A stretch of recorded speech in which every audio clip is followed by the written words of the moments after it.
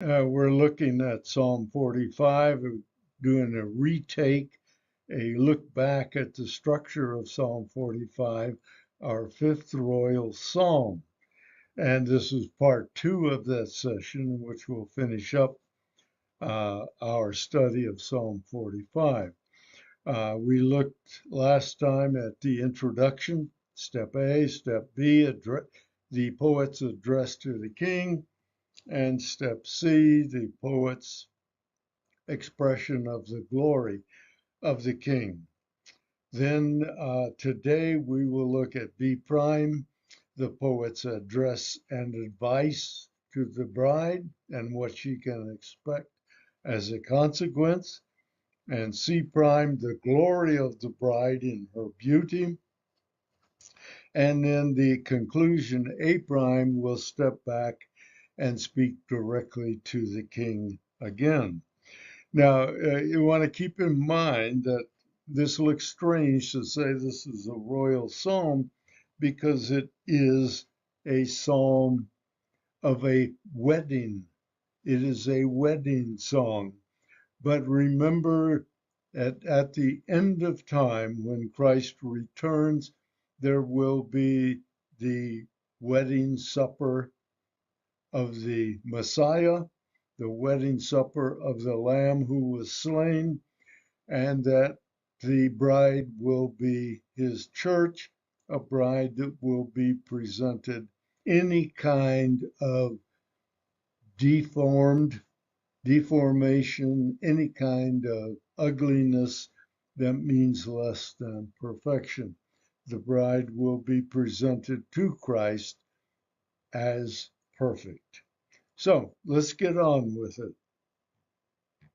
Now let's take a look and continue. It looks a little dark in here. I'm at church inside the war room, and the lighting isn't the greatest, but we're going to go with it and have a try at it.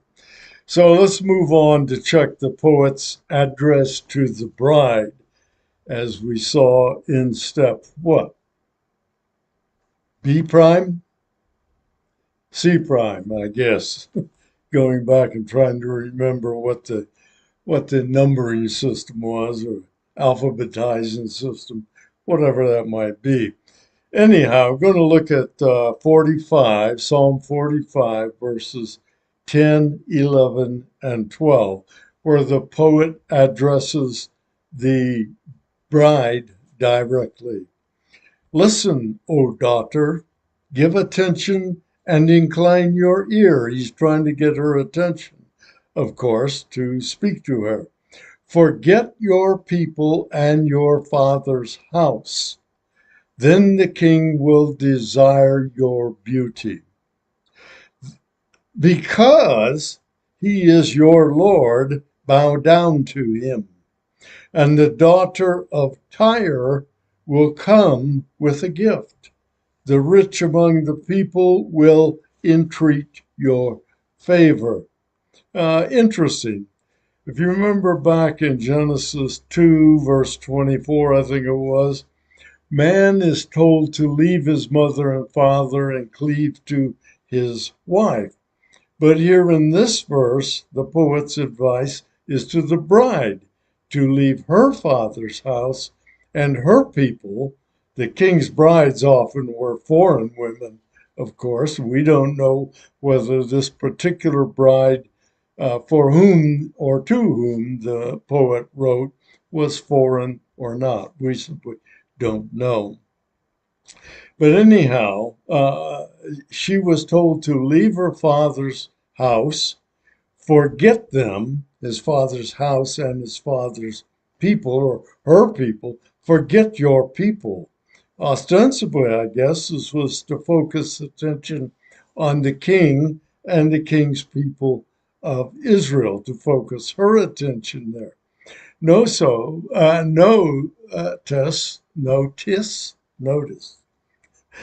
that uh, to do so would liken this bride to both Abraham and to Ruth. Why? Abraham was told by God to leave his father's house and his father's people from Mesopotamia, which Abraham eventually did, of course, with the name Abram at the time. But what about Ruth? Well, remember that Ruth swore allegiance to Naomi when Naomi told her to go back to her own people. She said, no, I will go with you. I will cling to you, Naomi.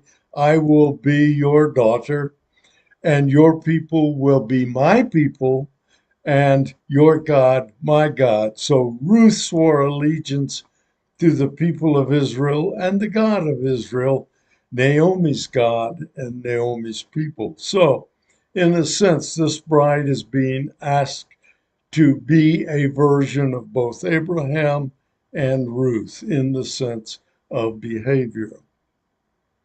Well, in verse 11, we see this that the bride is advised to treat her husband to be, or husband to be, as the king should be treated. After all, he was the king. So he is simply telling her, look, don't, because he's your husband, don't forget that he still is the king and he deserves to be treated even by his bride as king. So, and then he goes on to explain the results or even the rewards. The first one was that the king will desire her, perhaps desire her above others who may be in the king's harem, which would have been probably expected in those days, even though it wasn't something that God wanted or God preferred, it still was recognized culturally. Verse 12, he says there's going to be additional blessings and benefits and acclaim on an international scale because you are the bride of the king. Royalty from Phoenicia, in this case, he mentioned the queen from Tyre, will present you with gifts of significance. And then he also mentioned, of course, that the rich and influential generally will approach you for favors that the bride can provide as the wife of the king. So he said, you're going to be the center of some international attention. Just be ready for it. So it would seem that the psalmist has provided both good advice and raised the bride's expectation of who she will be, but all the while keeping the king central to the thought of this song. But then the poet turns from advice and statements of hope to describe the glory of the bride. And let's see this. Remember earlier we saw a quick shot of the wedding procession, the wedding march, and what it would look like. But he hasn't really told us about the events of the wedding. Well, now here he's going back and looking at the bride to be, the bride in making, however you want to say it. But he's going back in verses 13 through 15 and talking about the bride's glory, but there's more involved there as well. Verse 13, the king's daughter is all glorious within. So this daughter is a glorious woman. Her clothing is interwoven with gold. Remember, this was the gold of Ophir, considered to be the finest refined gold in the world. She will be led to the king in embroidered work. The virgins, her companions who follow her, will be brought to thee. So your companions are going to be brought to you, and then you will be led to the king. They will be led forth with gladness and rejoicing. They will enter into the king's palace. So the bride is adorned in clothing of beauty, the finest gold in the world woven into the material of her pearl encrusted dress. Let's move to verse 14. The bride will be led to the king during the ceremony, attired in the finest of garments. You can bet the bride, if she is the king's bride, will be beautiful physically. She will be beautiful in person, and she will be beautiful in dress. So her appearance, though, is not only one of beauty and finery, got problems with that tongue again. It is that she is the image of opulence. The bride will have an entourage, young women, likely beautiful also as she is, and perhaps they will actually be her servants and attendants. I imagine in this wedding ceremony, they would be known as maids of honor, but they probably will be ongoing servants or attendants of the bride. Then we move to verse 15, where the scene as the palace is entered for the ceremony. What's it like? It's a festive, happy, colorful scene. There's gladness and there's rejoice. There's probably singing and even dancing. So much for the old Baptist line, right? They will be singing and dancing all the way into the palace. A whole lot of toe tapping going on here. And standing will be difficult. You want to stand there still, not tapping your toes, not dancing around, you're going to have to be dead. The bride is blessed by marriage into a family that's blessed by God. So the bride is moving into a brand new family, one that's blessed by God and a people chosen specifically by God, because she will become a member of Israel. Then we come back to the king to finish up in verses 16 and 17. It's the conclusion of the work of this jubilant poet and his praise of the marriage of his king. Let's take a look at those last two verses. In place of your fathers will be your sons. He's looking back at the king again. You shall make them princes, your sons, princes, in all the earth. This king is going to have an international standing. He's going to be known worldwide. I will cause thy name to be remembered in all generations. Now, this sounds like it's a poet bragging a bit, that the poet is going to cause the king's name to be remembered for a long, long time.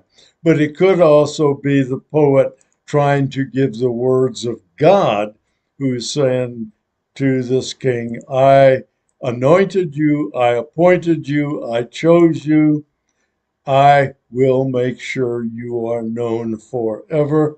The last phrase then, therefore the peoples will give thee thanks. How long? Forever and ever. So, our psalmist tells the king to look forward to a quiver of sons, gifts from God, of course. Your fathers, he said, those perhaps even not only Abraham, Isaac, and Jacob, and so forth, the 12 sons, the fathers of Israel, but even the Davidic fathers down the Davidic line. They were all illustrious people. They were all important in the uh, front end of Israel and Israel's existence and being. But it appears as though the king is being told, but your sons will be of international royalty.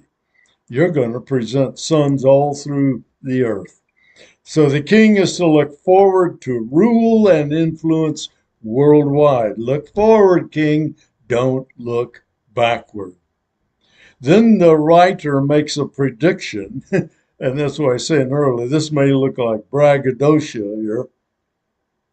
The psalmist is going to make a prediction that the song that he's now composing will bring the king renown and notoriety that is non-stop forever. But because of the poet's work, the king will have an appreciative nation whose thankfulness will not end. Just a thought. The fact that this will never end sounds like another subtle reference to the Davidic covenant. Remember, David was told, your throne will be forever. It will be eternal. So this was really to be a truly festive time for the king, a time for Israel. It would be also an exciting time for Israel. There'll be some unsettledness, as we saw in Psalms 2, for example, that when there's a change of king, there will be a change of unsettledness. But of course, this is not a song about a change of king. This assumes the king is already king, but now he is to be married.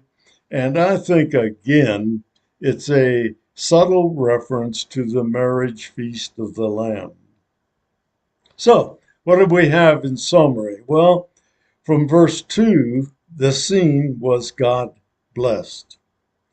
From verse 6, the throne was God established.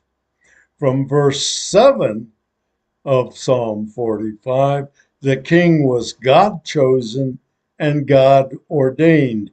And finally, in verse 16, the king will be blessed by God and his sons will be blessed by God. So again, in keeping with the theme of a royal psalm, the final king, the Messiah, will also participate in a wedding. We call it the marriage feast of the Lamb with his bride, the church. His bride will have nothing inferior or deficient in her. And that's us, folks. It's hard to believe when you look at us as individuals or even as a body. But at that time, we will be presented a perfect bride for Christ. So I'm going to be, and you will be, without blemish, and you will behave in submission to him, just as the bride was cautioned to be submission to her husband. Then the Messiah's desire will be for his bride for whom he died. The exuberant, skillful poet succeeded, I think, to a great extent. Indeed, he did when constructing his ode to the king and bride. What's next? Well, the next royal psalm, Royal Psalm number 6. Which one is it? Tune in and find out.